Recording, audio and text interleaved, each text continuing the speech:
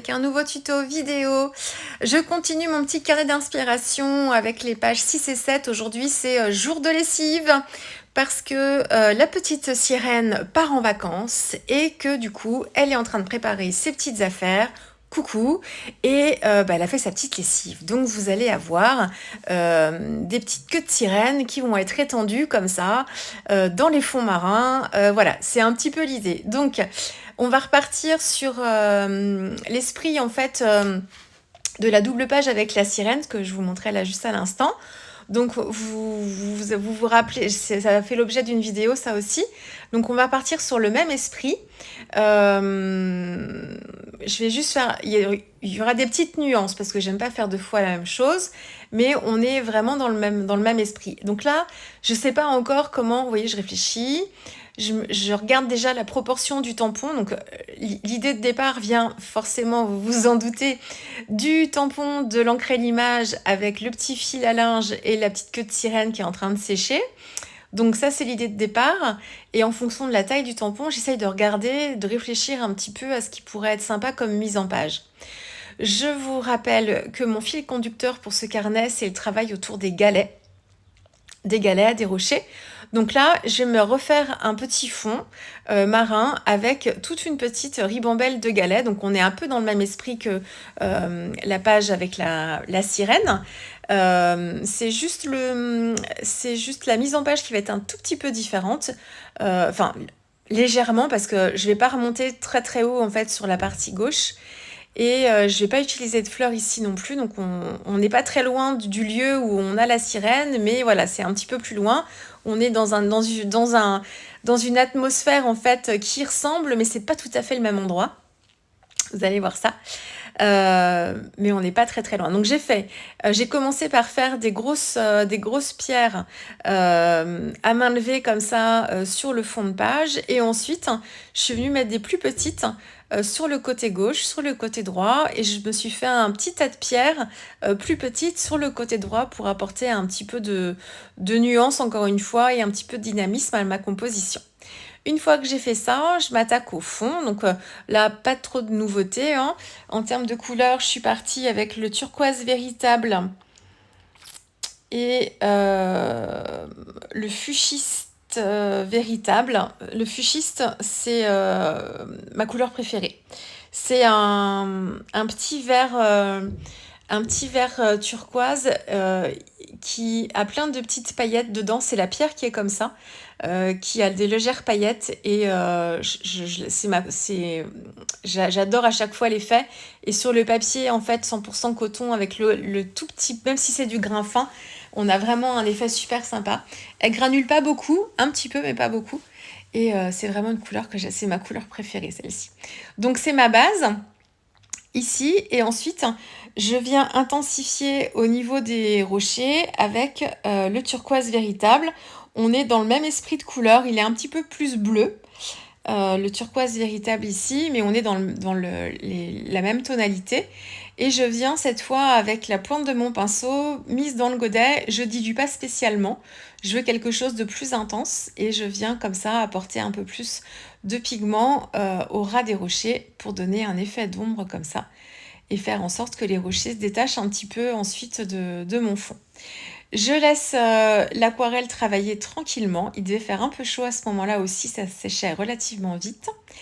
Et là, je viens travailler les petites zones qui sont entre les petits rochers. Là, les rochers sont posés les uns sur les autres. Et en fait, aux endroits où ça ne se touche pas, je suis revenue mettre un petit peu de couleur pour avoir quelque chose d'uniforme et pas laisser d'espace blanc. Là, je continue, donc j'ai séché entre-temps, vous voyez pas les parties de séchage, mais j'ai séché entre-temps mon fond, et je reviens travailler avec un petit peu plus d'intensité encore une fois. Donc là, je suis avec le turquoise véritable, et donc toujours appliqué en fait au niveau des rochers, et je viens étirer la couleur comme ça pour me créer mon dégradé. Donc turquoise véritable. c'est la Belle au bois dormant, en fait, le nom de la couleur. Parce que l'une de vous m'a posé la question en me demandant, mais c'est bien... alors, c'est Sleeping Beauty, je crois. Et en fait, je crois que c'est bien ça. Moi, j'ai mis turquoise véritable, mais je pense que j'avais pas la place de tout mettre. Et je pense pas qu'il y en ait plusieurs. Et pourquoi Belle au bois dormant? Parce que Daniel Smith explique qu'en fait, c'est la montagne où est extrait le pigment qui s'appelle comme ça. Belle au bois dormant, enfin Sleeping Beauty, je crois. C'est le nom de l'endroit en fait où on trouve ce pigment-là. Je vous le redis encore, je vous encourage à aller sur le site de Daniel Smith. Alors, quelquefois, sur le site d'Aquarelle et Pinceaux, vous avez aussi un descriptif qui vous donne l'histoire un petit peu de la couleur pour les Primatech. Mais pas forcément systématiquement, mais sur le site de Daniel Smith, vous avez, je crois même je crois qu'il y a des versions françaises, il me semble, ou alors j'ai lu tout ça en anglais, mais je pense que c'était assez fluide, donc ça devait être écrit en français. C'est super intéressant d'aller regarder en fait d'où viennent ces pigments Primatech, de quelle roche et à quels endroits on les trouve. Et il y a toute une histoire. Enfin moi ça me fascine toujours autant. Je vous encourage vraiment. Donc celle-ci c'est turquoise véritable. Je crois que c'est celle qui s'appelle Belle au bois dormant, effectivement. Et comment j'ai dû revenir après peut-être avec. J'ai dû prendre le bleu Maya, qui est un gris bleu, pour travailler un peu plus l'intensité au niveau des pierres. Mais c'est tout. Et je voulais quand même quelque chose d'assez lumineux. Je voulais pas faire trop foncé non plus. Donc on n'est pas forcément dans les abysses ici. Hein. On a la lumière quand même du soleil qui arrive à atteindre le fond comme ça avec les pierres. Voilà, je voulais quand même un effet de lumière. Là, je travaille mes petits galets, mes petits rochers. Donc, on est exactement sur les mêmes techniques que pour la toute première vidéo que je vous ai faite sur ce carnet avec les petits galets les uns sur les autres et les pêcheries, les deux petites pêcheries tout en haut. Donc, c'est la même chose, c'est les mêmes couleurs. Je suis partie, alors, pas tout à fait les mêmes couleurs, mais on peut tout à fait s'en dispenser des couleurs que j'ai utilisées. On est sur l'apatite bleue et la quinite. Donc encore des couleurs Primatech qui granulent beaucoup, surtout la quinite qui donne cet effet très galet et pierre en fait avec l'effet de granulation. Donc ça c'est les couleurs principales. La soladite est un peu plus foncée, peut être intéressante aussi, mais vous pouvez remplacer très facilement par le grit paint. Et moi j'ai le bleu de lune que j'utilise pas souvent et qui est un gris bleu aussi, qui est plutôt intéressant. Et c'est par cette couleur-là que j'ai commencé en fait pour mettre en couleur les galets. Mais encore une fois, je vous le redis, vous n'avez pas besoin d'avoir toutes ces couleurs-là pour faire cet effet de galet. En fait, un grit paint tout seul et ça suffit. Hein. Pas besoin de beaucoup. J'ai même utilisé le noir de lune aussi parce que c'est une couleur que j'utilise pas et dont je me suis servie à la place du grit paint pour assombrir. Mais c'est parce que j'ai ces couleurs-là dans ma palette et que j'aime bien les reprendre de temps en temps, les retester, voir un petit peu ce qu'elles donnent. Mais un grit paint tout simplement et vous pouvez vous faire des galets sans souci. Et si vous n'avez pas de grit paint, je vous le répète encore, les 3 couleurs primaires, c'est votre base de travail. Il vous faut au moins les 3 couleurs primaires dans votre palette de base. Vous les mélangez toutes les 3 à proportion égale et vous avez un gris et vous pouvez faire des galets. Donc il vous faut juste 3 couleurs. Les 3 couleurs primaires qui vous permettent de faire tout l'arc-en-ciel. Et autrement, un gris de peigne et ça suffit.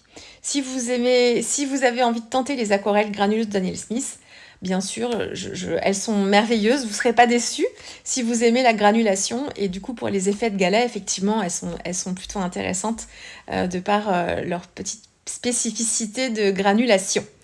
Alors, donc, je vous ai cité mes couleurs. Donc, bleu de lune, apatite bleue, l'aquinite, le noir de lune. Et puis c'est tout. Je me suis un peu loupée sur le rocher de droite qui est un peu trop foncé pour moi. Je préfère largement les 2 pierres qui sont à gauche. Donc celle qui est tout à gauche et celle juste après. Parce qu'il y a des zones de blanc, on se rend compte qu'en fait on a la surface pas très très loin, on a de la lumière qui arrive quand même dessus. L'autre en fait elle est beaucoup trop foncée et on perd l'effet de volume. En fait ça fait une tache noire comme ça. J'ai essayé de la retravailler un petit peu en fait en intensifiant en fait avec le noir de lune un peu plus un côté pour, encore une fois, plus on intensifie d'un côté, on va forcer un petit peu l'effet de lumière.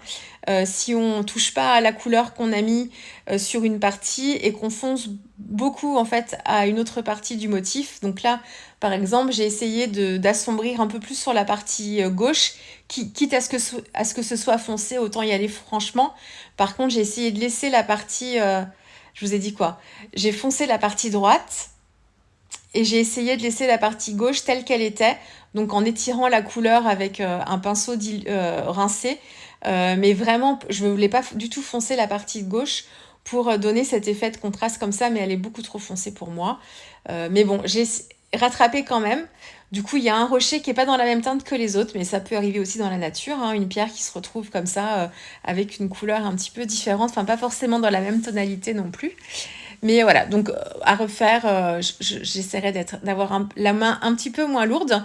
Mais autrement, je suis plutôt contente de l'effet sur les autres rochers. Et puis les toutes petites pierres aussi, je les ai travaillées vraiment que d'un côté, en fait, en accentuant le plus possible. Les pierres qui sont à droite, eh bien, j'ai fait en fait le bord droit et le bord en bas plus foncé. Et j'ai laissé très clair en fait sur la partie gauche. Et inversement, pour les pierres qui sont à gauche, j'ai laissé en fait un effet de lumière sur la droite pour qu'on ait la zone de lumière au niveau du milieu, quoi. Et du coup, ça illumine de chaque côté. Donc voilà pour le sol. Je pense j'ai dû revenir après travailler avec un peu de paillettes, mais vous verrez ça à la fin sur la vidéo en temps réel. Alors, mes petites queues de sirène. Donc, elle fait sa lessive parce qu'elle part en vacances. Pourquoi je vous dis ça? Parce que c'est mon titre, Holidays. Donc, il fallait que je trouve une raison pourquoi c'est vacances et qu'elle ait fait sa lessive. Parce que avant de partir en vacances, on fait sa petite lessive pour emmener ses affaires préférées en vacances et être toute jolie. Donc voilà, donc elle est en train de faire ça. J'ai commencé par tamponner, je vais recoller en fait les queues de sirène sur mon fond de page. Donc je les tamponne sur des chutes de papier aquarelle. C'est le même papier que pour mon fond de page, que pour mon petit carnet. Donc il y a 2 motifs de queue de sirène qui sont interchangeables. Donc il y a la sirène avec la queue qui est proposée directement, et puis elle en a une deuxième qui est en train de sécher. Donc moi ce que j'ai fait, j'ai tamponné la sirène pour détourer, récupérer que la queue, et l'autre queue qui est en train qui n'a pas forcément le même motif, hein, et qui est en train de sécher. Et je les travaille, la première dans un dégradé de bleu vers le vert, et puis la deuxième, on est plus dans les teintes de violet et de bleu. J'ai ajouté un peu de paillettes, cette fois avec mes aquarelles sennelier irisées. Donc pourquoi si vous avez les aquarelles Sparks dans les couleurs adéquates, ça suffit largement. Moi, j'ai les Sparks, mais j'ai aussi les senneliers, et ça fait longtemps aussi que je ne les avais pas utilisés, pardon. Donc là encore, c'est l'occasion de les ressortir un petit peu, de les redécouvrir aussi. Et là, j'ai utilisé, elles sont colorées, celles-ci aussi, attention. Enfin, attention, pas attention, mais il y a du pigment dedans, en fait, hein, c'est pas juste des paillettes. Donc, j'ai fait plutôt le ton sur ton ici. Et je suis revenue ensuite travailler que certaines écailles avec l'aquarelle pailletée verte, et certaines écailles avec l'aquarelle pailletée mauve, et certaines écailles avec l'aquarelle pailletée bleue. Je pense, je vois pas bien, mais je crois que oui. Pour donner des petits effets comme ça à certains endroits, qu'on ait ce côté un petit peu magique aussi de la queue de sirène. Et puis celle qui est plus dans les teintes de bleu et de violet, en fait je commence toujours par travailler avec la base en aquarelle sans que ce soit irisé, ça me donne un fond coloré déjà, et ensuite je reviens en ton sur ton avec une aquarelle irisée coordonnée. Pourquoi je fais ça? Je vous le redis, c'est parce qu'en fait avec certaines aquarelles irisées, enfin beaucoup, comme on a une transparence dans l'aquarelle, c'est le principe même de l'aquarelle, hein, c'est de jouer sur la transparence avec l'eau. Et bien si on applique l'aquarelle irisée sur un fond qui est blanc, on va se retrouver avec un effet de transparence à certains endroits, avec les paillettes par-dessus. Et en fait, quand les paillettes sont sous la lumière, on se rend bien compte du côté irisé, c'est très joli. Mais dès que les paillettes ne sont plus dans la lumière, il y a un côté très terne et très sale qui peut apparaître. Enfin, ça fait un petit peu sale en fait, et moi c'est un truc qui me dérange beaucoup. Donc, je préfère travailler un fond coloré déjà, coordonné, et ensuite quand je mets mes aquarelles irisées par-dessus ou quand je mets mes paillettes, quelquefois je mets juste des paillettes par-dessus, eh bien ça me permet de ne pas avoir ce côté en fait paillettes sur fond blanc qui va plus ressortir du tout. Et du coup, ça me plaît toujours, même si les paillettes sont pas illuminées, quand elles sont pas dans la lumière, en fait, eh ben, j'ai juste la couleur et ça me convient mieux comme ça. Euh, je me suis complètement plantée. Est-ce que... Oui, voilà, c'est que je suis en train de me rattraper. Je sais pas. J'étais dans mes pensées là. Et en fait, j'ai fait 2 erreurs. La première, c'est de commencer à mettre mon crayon gel noir sur les détails avant même que mon fond soit vraiment terminé. J'avais envie de toute façon de travailler un peu plus la texture de mon fond avec des tampons en ton sur ton. Et en faisant ça, je pouvais potentiellement rajouter un petit peu d'eau. Et le crayon gel que j'utilise pour faire tous mes petits détails est un crayon gel qui n'est pas waterproof. Je le sais, je le dis à chaque fois, attention, utilisez à la toute fin, sinon si vous remettez de l'eau dessus, ça bave. Oui, je vous le dis tout le temps. Donc voilà, donc c'est faites ce que je dis, pas ce que je fais. Et donc là, je sais pas, prise dans mes pensées, j'ai voulu mettre du noir tout de suite pour bien voir mes traits et que ce soit bien joli. Et je me suis pas dit, attention, si tu mets de l'eau, ça va baver, quoi. Et donc, j'ai pris mon tampon caoutchouc que je voulais utiliser pour le fond. Et non seulement, vous allez voir que je rajoute de l'eau, mais en plus, je me trompe. Plutôt que de prendre mes encres Distress Ink, j'ai pris mes encres Distress Oxide. Alors vous allez dire oui, bah, c'est pas très gênant. Si, c'est gênant. Si, c'est gênant pour moi parce qu'en fait, déjà, j'aime pas trop l'effet des oxydes réhumidifiés parce qu'il y a un côté crayeux qui me dérange un peu, surtout sur une base d'aquarelle comme ça.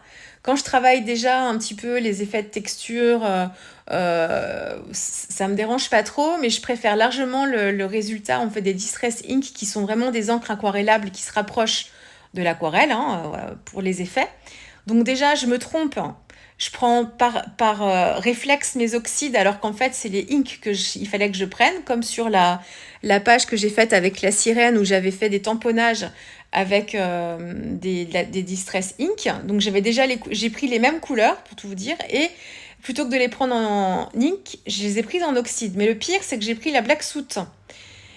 Et la Black Soot, autant en version ink, c'est une encre noire, c'était pour descendre un petit peu en intensité, en fait, ma couleur de Evergreen, là, qui était trop verte. Et en fait, en version la Black Soot en oxyde, du coup, ça convenait plus du tout. Et je me suis dit, en pchitant de l'eau dessus, je me suis dit, oh là là, mon Dieu, double erreur. Non seulement t'as pris les oxydes, c'est parce que tu voulais, et voilà pourquoi c'est l'effet que t'aimes pas. Et en plus, génial, bravo, t'as mis de l'eau sur tes traits faits avec ton crayon gel noir, qui n'est pas waterproof, et du coup, tout bavait. C'était l'horreur. Et vu le temps que j'avais déjà un peu passé sur le fond, notamment les galets, tout ça, je me suis dit, c'est pas possible. Et je me suis dit, il y a pas, il faut que je rattrape tout ça. Donc, comment j'ai fait ? Eh bien, j'ai un peu galéré, mais je me suis dit, bon, on va rajouter, il faut quelque chose d'opaque pour camoufler un peu mon trait qui bavait, en fait. Donc, j'ai pris mon crayon gel pailleté argenté que j'ai passé sur, en fait, ma ligne. Donc, c'est ma petite corde, en fait, ma petite corde à linge. Donc, j'ai passé mon crayon gel pailleté argenté qui est un peu plus épais que mon crayon gel noir. Déjà, donc ça m'a gommé un tout petit peu l'effet bavouze. Et ensuite, pour encore gommer un peu plus, de chaque côté de mon trait en crayon gel pailleté argenté, j'ai repris mon crayon gel noir sur ma base bien sèche, là, cette fois, et j'ai fait un trait, en fait, de chaque côté.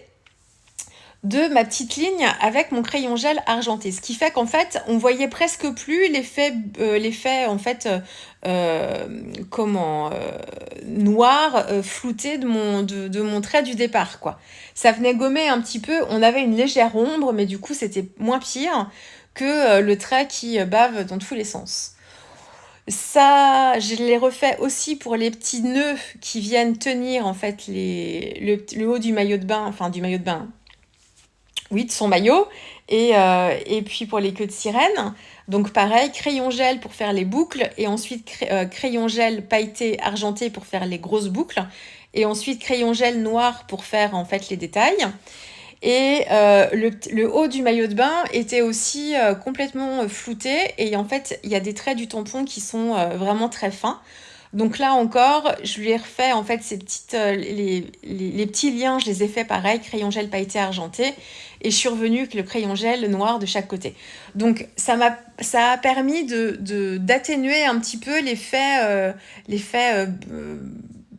du noir qui bave en fait, et c'était quand même mieux. J'ai essayé, enfin j'ai rattrapé le coup, puis du coup j'avais des paillettes argentées, c'était pas mal non plus, donc finalement c'était pas si mal, mais j'ai eu chaud hein, quand même.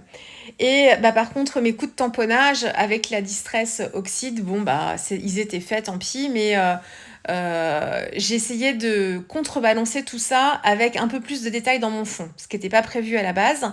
Donc j'ai rajouté en fait des petits motifs de coraux tamponnée avec ma Versafine noire. Oui, c'est la Versafine noire.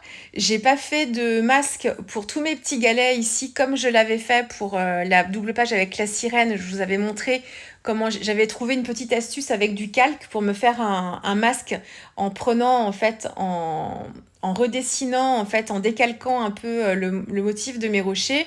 J'avais détouré ensuite et je m'étais servi en fait du calque détouré comme d'un masque. Là, je ne l'ai pas fait. J'ai pris un post-it que j'ai déchiré de manière arrondie. Et ensuite, je l'ai mis, comme j'avais des galets à peu près ronds quand même. Ça m'a permis de les cacher et de pouvoir tamponner comme il faut mes motifs de coraux ou d'algues. Vous y verrez ce que vous voudrez.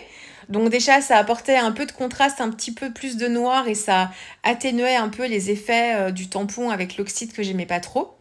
J'ai rajouté du blanc avec des petites bulles blanches. Donc là, c'est du Posca. J'ai fait des pois avec le Posca. Donc comme pour la page avec la sirène, hein, c'est exactement la même technique. Et ensuite, en clin d'œil et en rappel, parce qu'on est au même endroit, hein, c'est là où elle habite, la sirène. Donc c'est à peu près, voilà, je vous la montre ici. On n'est pas tout à fait dans les mêmes tonalités dans le terme de couleur. On est plus bleuté ici avec la sirène. Moi, je suis plus dans les teintes de vert, mais on est dans le même esprit. Je trouvais que ça manquait de bulles, du coup, ça faisait... Voilà, j'avais des bulles pour cette page-là, donc j'ai voulu en rajouter ici. Donc, même technique. Je me suis fait des ronds avec un crayon gel blanc. Donc, c'est un Jelly Roll. Vous m'avez demandé, je crois, certaines, ce que c'était comme crayon. C'est Jelly Roll. Attention, vous avez plusieurs diamètres de mine, plusieurs tailles. Moi, c'est une taille très fine pour me faire vraiment un tout petit filet comme ça tout autour. Ensuite, petit carré à esquisse, si vous avez des pastels secs blancs, ça marche pareil. Des crayons pastels blancs, ça marche pareil. On estompe avec le doigt pour que ce soit diffus, avec un petit estompeur en papier si vous voulez être plus précise.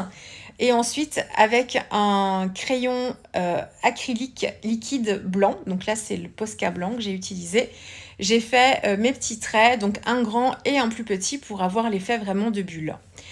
J'ai pas mis de traits blancs sur mes galets parce que je voulais pas y toucher, je voulais pas les gâcher. J'ai juste rajouté un petit peu de colle stickles noir à paillettes. Pourquoi noir? Parce que mes galets sont assez foncés quand même.